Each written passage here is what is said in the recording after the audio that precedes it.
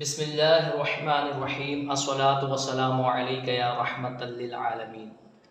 آج سے انشاءاللہ الرحمن ہم اپنا مراحل الاربع کا درس کا سلسلہ دوبارہ شروع کر رہے ہیں۔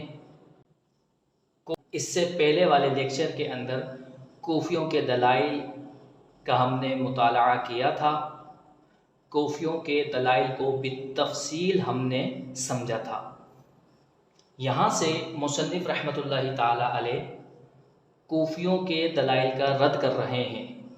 اس سے یہ بات بھی معلوم ہو گئی کہ مصدر کے اشتقاق میں اصل ہونے کے معاملے میں مصنف رحمۃ اللہ تعالی علیہ بصریوں کے ساتھ ہیں۔ مصنف کا موقف وہی ہے کہ جو بصریوں کا ہے، اور بصریوں کا موقف یہ ہے کہ اشتقاق میں اصل مصدر ہے، ساری چیزیں حتیٰ کہ فعل بھی مصدر سے نکلا ہے۔ جبکہ کوفیوں کا موقف اس کے برعکس تھا، وہ یہ کہتے ہیں کہ اشتقاق میں اصل فعل ہے، اور اس پر انہوں نے 3 دلائل دیے تھے۔ پہلی دلیل کوفیوں نے یہ دی تھی کہ مصدر کی تعلیل کا دار و مدار فعل کی تعلیل پر ہے، وجوداً اور عدماً۔ یعنی اگر فعل میں تعلیل ہوگی تو مصدر میں تعلیل ہوگی، اگر فعل میں تعلیل نہیں ہوگی تو مصدر میں بھی تعلیل نہیں ہوگی۔ اس کی مثالیں سابقہ درس میں گزر چکی۔ کوفیوں نے اس دلیل سے استدلال اس طرح کیا تھا کہ جب فعل تعلیل کے اندر اصل ہوا تو وہ اشتقاق میں بھی اصل ہوگا۔ یعنی پہلے فعل میں تعلیل ہو رہی ہے، پھر فعل کی وجہ سے مصدر میں تعلیل ہو رہی ہے، تو فعل میں جب پہلے تعلیل ہو رہی ہے، فعل جب پہلے معلل بن رہا ہے، تعلیل میں جب فعل پہلے ہے تو اشتقاق میں بھی فعل پہلے ہوگا، اشتقاق میں بھی فعل اصل ہوگا۔ مصنف رحمۃ اللہ تعالی علیہ ان کی اس دلیل کا جواب دے رہے ہیں اور فرماتے ہیں قلنا، ہم نے کہا، یعنی بصریوں کی طرف سے ہم یہ جواب دیتے ہیں۔ قلنا، ہم نے کہا، فی جوابہم، کوفیوں کے جواب میں کیا کہا؟ اعلال المصدر للمشاکلتی، مصدر کی تعلیل ہم شکل بنانے کی وجہ سے ہے، مشاکلت کی وجہ سے ہے، موافقت کی وجہ سے ہے، لا للمداریتی، سبب اور علت ہونے کی وجہ سے نہیں۔ کحذف الواوی فی تعیدو، جیسا کہ تعیدو میں واو کو حذف کرنا موافقت کی وجہ سے ہوتا ہے، والحمزتی، اور حمزہ کو فی تکریمو، تکریمو میں حذف کرنا موافقت کی وجہ سے ہوتا ہے۔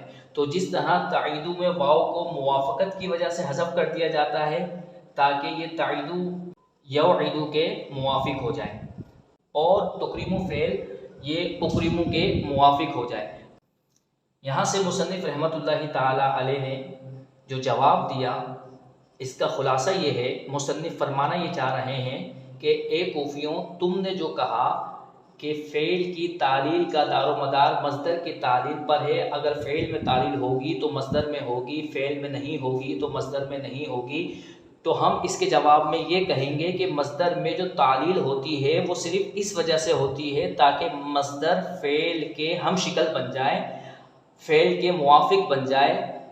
فعل کی تعلیل یہ مصدر کی تعلیل کا سبب اور علت نہیں۔ اگر فعل کی تعلیل علت ہوتا مصدر کی تعلیل کے لیے تو کوئی بھی ایسا فعل نہیں ہوتا کہ جس میں تعلیل ہوئی ہو اور اس کے مصدر میں تعلیل نہ ہوئی ہو۔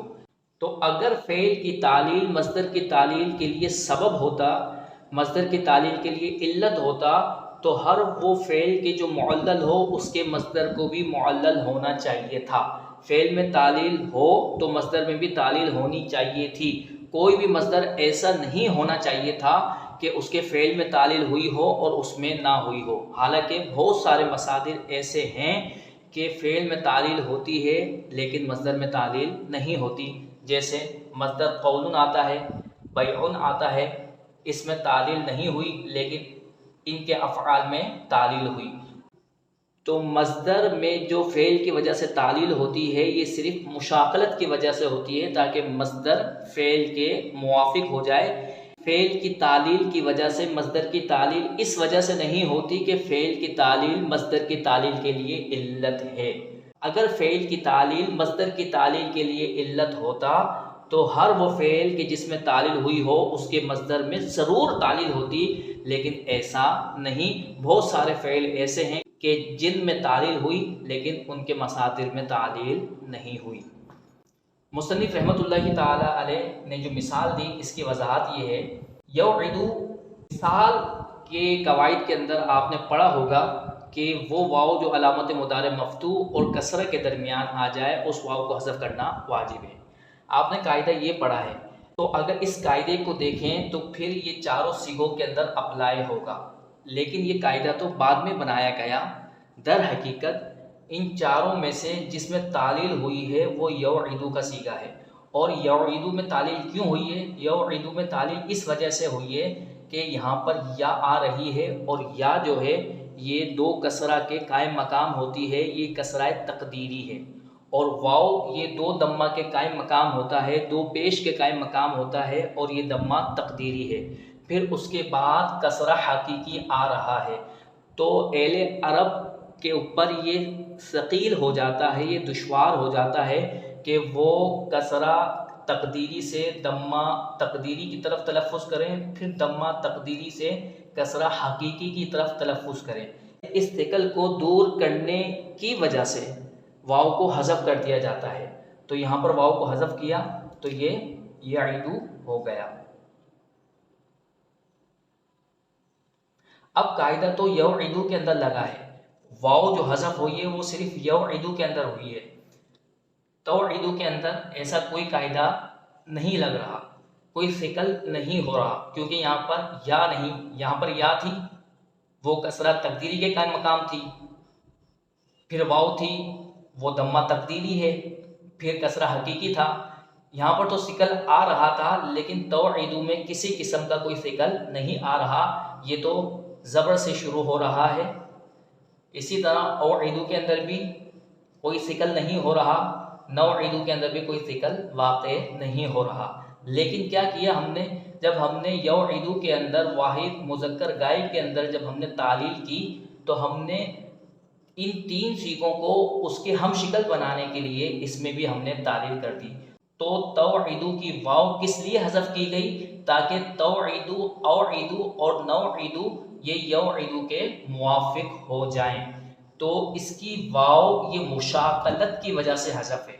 تو جس طریقے سے توعدو کے اندر واو کا حذف کیا جانا مشاقلت کی وجہ سے ہے، اور یہ واو کا حذف کیا جانا مشاقلت کی وجہ سے یہ یوعدو کے اشتقاق میں اصل ہونے پر دلیل نہیں، اسی طریقے سے مصدر کے اندر فعل کی وجہ سے تعلیل کا ہونا یہ فعل کے اشتقاق میں اصل ہونے پر دلیل نہیں۔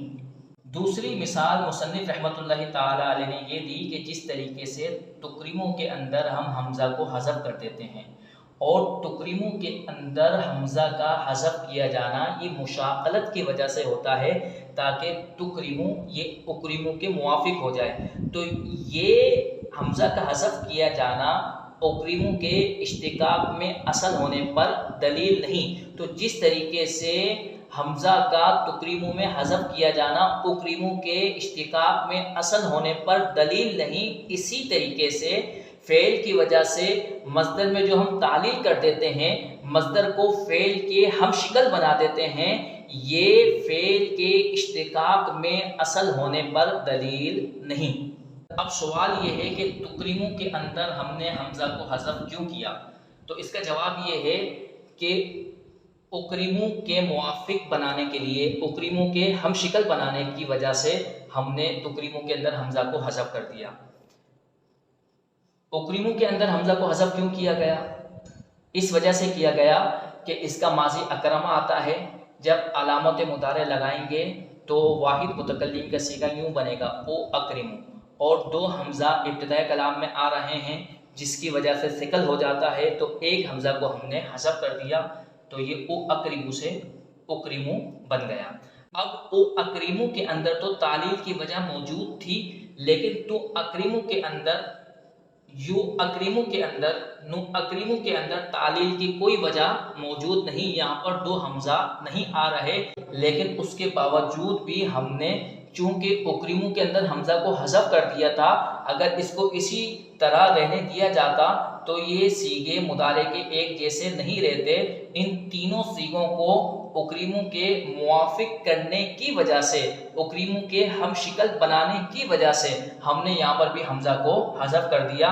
یہاں پر حمزہ کو حذف کیا تو یہ تکریمو ہو گیا، یہاں پر حمزہ کو حذف کیا تو یہ یکریمو ہو گیا، یہاں پر حمزہ کو حذف کیا تو یہ نکریمو ہو گیا۔ تو جس طرح تکریمو کو اکریمو کے ہم شکل بنانے کی وجہ سے اس کے اندر حمزہ کو حذف کر دیا جاتا ہے، کیونکہ اکریمو میں حذف کر دیا گیا، تو اس حمزہ کا حذف کیا جانا اکریمو کی وجہ سے یہ اکریمو کے اشتقاق میں اصل ہونے پر دلیل نہیں۔ اسی طرح بالکل اسی طرح فعل کی تعلیل ہونے کی صورت میں مصدر میں بھی ہم تعلیل کر دیتے ہیں تاکہ مصدر کو ہم فعل کے ہم شکل بنا دیں، تو یہ فعل کے اشتقاق میں اصل ہونے پر دلیل نہیں۔